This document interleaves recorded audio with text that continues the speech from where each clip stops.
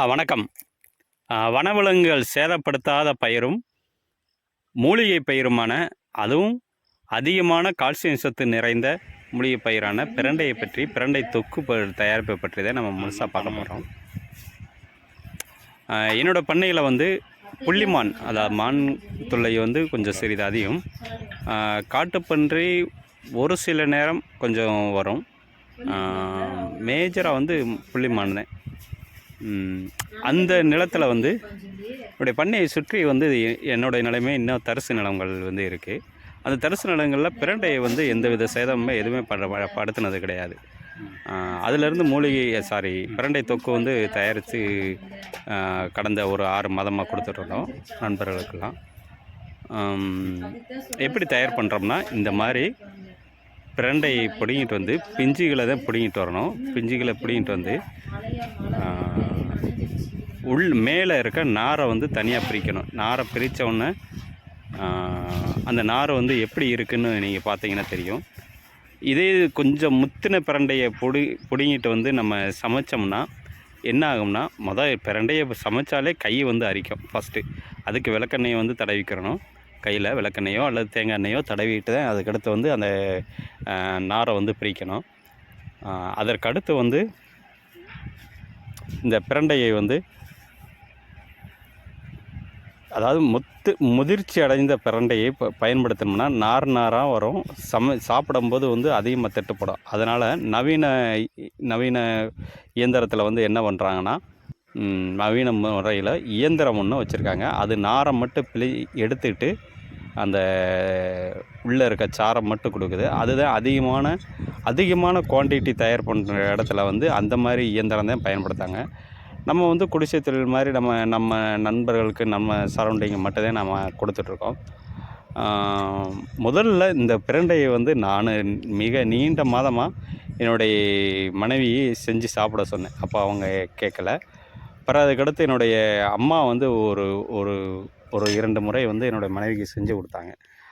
அவங்களுக்கு அது பிடிச்சிருந்துச்சி. பிறகு அதிலேருந்தே இப்போ கொஞ்சம் கொஞ்சமாக ப்ரிப்பேர் ஆகி பிரண்டை தொக்கு வந்து தயார் பண்ணிகிட்ருக்காங்க.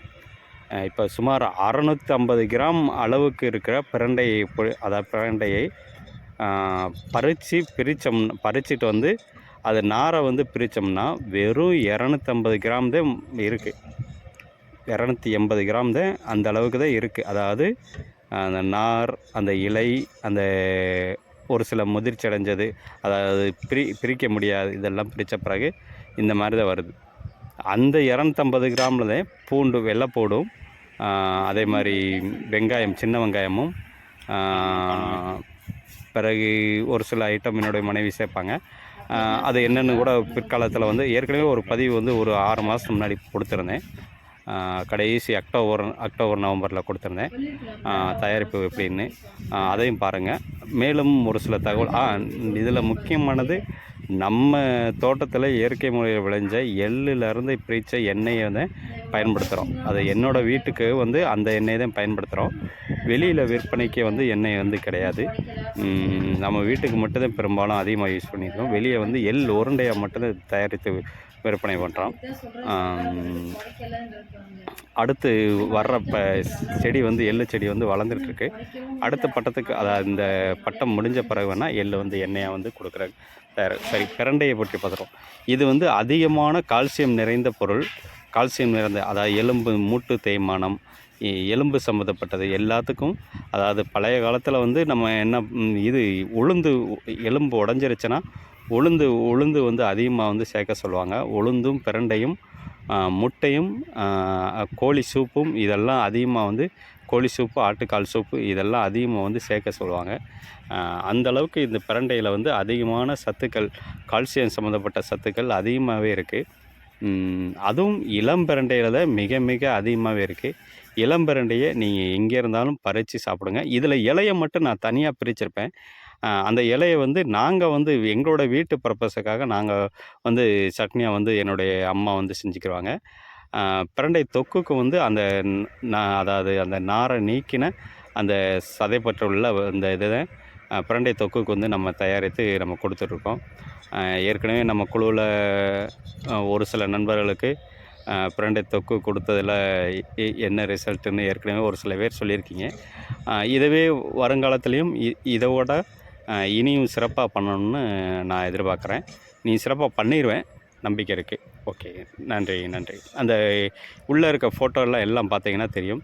இதில் இந்த 250 கிராம் கிடைச்சதில் அதாவது எல்லாமே தயாரித்து, அதாவது எண்ணெயில் பொரித்து வறுத்து எடுத்த பிறகு அதுக்கடுத்து கடைசியாக ஃபைனலாக கிடச்சது வெறும் 350 கிராம் தான் அந்த பிரண்டை தொக்கு வந்து கிடச்சது. அதாவது 250 கிராம் பிரண்டை நார் நீக்கினது, அதுக்கடுத்து சின்ன வெங்காயம், வெள்ளைப்பூடு, அதுக்கடுத்து கடுகு, பிறகு என்னமோ சேர்ப்பாங்க. அதெல்லாம் போக எல்லாம் பொரித்து எல்லாம் ஃபைனலாக ஸ்டேஜெல்லாம் முடித்த பிறகு கடைசியாக நமக்கு கிடைச்சது வந்து வெறும் 350 கிராம் தான். நான் பணமே கொடு. இதில் அந்த நாரை வந்து எவ்வளோ அதிகமாக வந்து நீக்கியிருக்கேன்னு பாருங்கள். அந்தளவுக்கு அதிகமான நார்களை, அதாவது அந்த நார் இருந்தாலே நாக்கும் கொஞ்சம் அரைக்கும்னு சொல்லுவாங்க. அதாவது முதிர்ச்சி அடைந்த பிரண்டையை சமைச்சு சாப்பிட்டாலே நாக்கு உள்நாக்கு வந்து லைட்டாக அரைக்கும், ஒரு மாதிரியாக இருக்கும் அப்படின்னு சொல்லுவாங்க. நான் சாப்பிட்டதில்ல, பட் பண்டைய கால மக்கள் வந்து சொல்கிற பழமொழி இருந்தது இது. ஓகே.